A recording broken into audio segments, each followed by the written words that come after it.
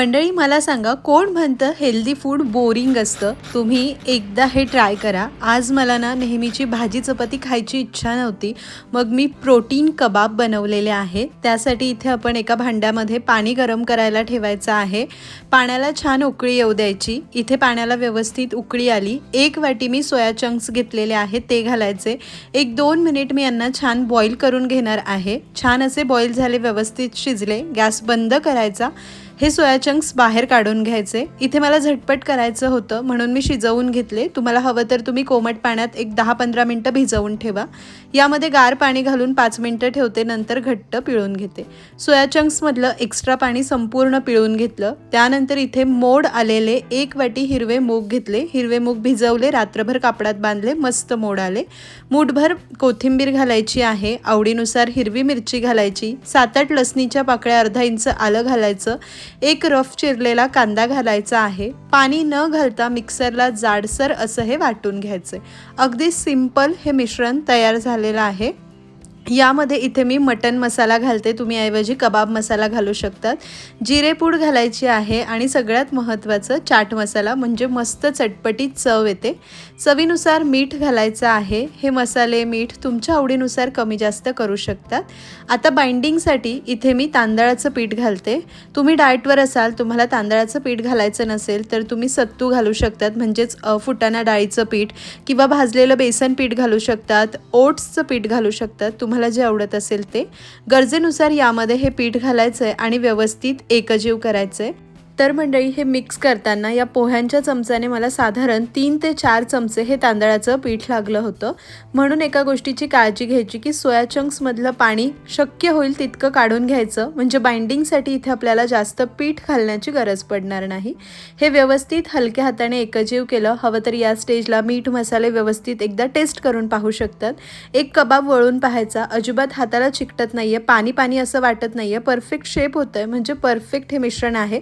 अति पीठसुद्धा घालायचं नाही. तर हे आपण हिरवे मूग आणि सोया चंक्सचे मस्त प्रोटीन कबाब तयार करून घेऊया. इथे तुम्ही यांना तुमच्या आवडीचा आकार देऊ शकतात. आज मी सिलेंडर शेपमध्ये करते. तुम्ही गोल गोल टिक्कीसारखं करू शकतात. आणि यामध्ये ना मी हे एक अशी टूथपिक इन्सर्ट करते, म्हणजे आपण जेव्हा सर्व करू ते छान प्रेझेंटेबल वाटतं. आपल्याकडे कोणी गेस्ट वगैरे सुद्धा येणार असेल, आपल्याला काहीतरी हेल्दी ऑप्शन हवं असेल, तर हे प्रोटीन कबाब बेस्ट ऑप्शन आहे. हिरवे मूग आणि सोया चंक्स यांचं कॉम्बिनेशनच खूप मस्त लागतं. सगळेच कबाब मी या पद्धतीने करून घेते. इतक्या मिश्रणामध्ये 10 ते 12 छान मस्त मोठे मोठे कबाब होतात. जास्त जाड नाही, जास्त पातळ नाही, एकसारखे मी करते. हे आपल्यासाठीच नाही तर मुलांसाठी सुद्धा बेस्ट आहे. आपल्याला नेहमी भाजी चपाती मुलं खाऊन कंटाळतात. कधी काहीतरी वेगळं द्यायचं असतं, तर काही जंक फूड देण्यापेक्षा असा वेगळा ऑप्शन आपण देऊ शकतो. कटलेट वगैरे आपण देत असतो, पण ते डीप फ्राईड वगैरे असतात. आणि मुलांना जर पौष्टिक काही खाऊ घालायचं असेल तर हा एक बेस्ट ऑप्शन आहे. जरूर तुम्ही ट्राय करून पाहू शकतात. तर सगळे कबाब मी करून घेतले. जरा वेळ बाजूला ठेवू, एक चटपटीत चटणी करू. चटणी करण्यासाठी काही पुदिन्याची पानं घेतली, 2च लसणाच्या पाकळ्या, अर्धा इंच आलं घेतलेलं आहे. आवडीनुसार हिरवी मिरची घालायची, इथे मी 2 घातलेल्या आहे. आणि मुठभर कोथिंबीर घालायची, किंवा चटणी किती करायची आहे त्यानुसार प्रमाण कमी जास्त करू शकतात. सगळ्यात महत्त्वाचं म्हणजे थोडासा चाट मसाला घालायचा. चटणी मस्त चटपटीत लागते. छान क्रीमी टेक्स्चरसाठी 1 चमचा दही घालते, चटणी मिळून यावी म्हणून. डाळवं घालते आणि चवीनुसार मीठ घालायचंय. गरजेनुसार पाणी घालून कशी घट्ट पातळ हवी आहे तशी चटणी बारीक करून घ्यायची. मस्त स्मूथ क्रीमी चटणी तयार झाली. कबाब सुद्धा तयार आहे. अगदी 2 टीस्पून तेलामध्ये शॅलो फ्राय करून घेऊ शकतो. गरजेनुसार तेल घालायचं. इथे 2 ते 3 टीस्पून तेल घातलेलं आहे. पॅन कडकडीत गरम झाला, त्यामध्ये कबाब ठेवून घ्यायचे आहे. आणि सुरुवातीला म्हणजे दोन्ही बाजू उलटून पलटून घेताना लो टू मीडियम फ्लेमवर आपण हे शॅलो फ्राय करून घेणार आहोत. यापेक्षाही अजून कमी तेल तुम्ही इथे वापरू शकतात. एका बाजूने हलकेसे असे तांबूस झाले की मग त्यांना उलटून घ्यायचे. 2 चमच्यांच्या मदतीनेही तुम्ही उलटून घेऊ शकतात.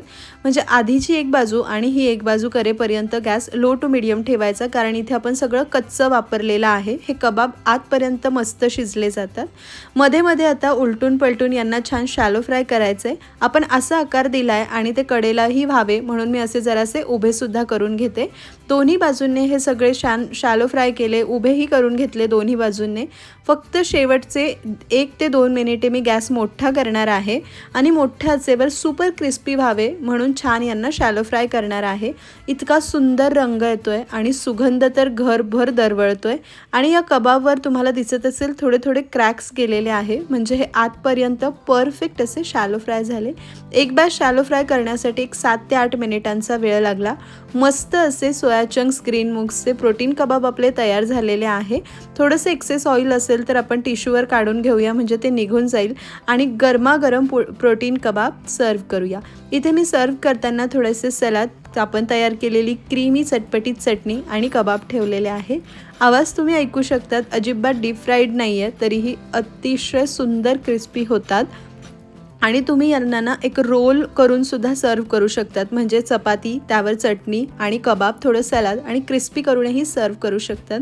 तुम्हाला कबाब मी तोडून सुद्धा दाखवला, आतपर्यंत शिजलाय, अजिबात चिकट वगैरे झालेला नाही. या चटपटीत चटणी आणि सलादसोबत खूप मस्त लागतो, इतका सुंदर लागतो आणि पोटभरीचा आहे बरं का.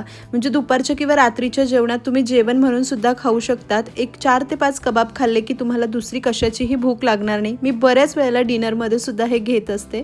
तर मंडळी, तुम्ही याआधी कधी हे प्रोटीन कबाब ट्राय केलेले आहे का? नसेल केले तर जरूर ट्राय करा. रेसिपी कशी वाटली कमेंट करून सांगा. आवडली तर लाईक शेअर करायला अजिबात विसरू नका.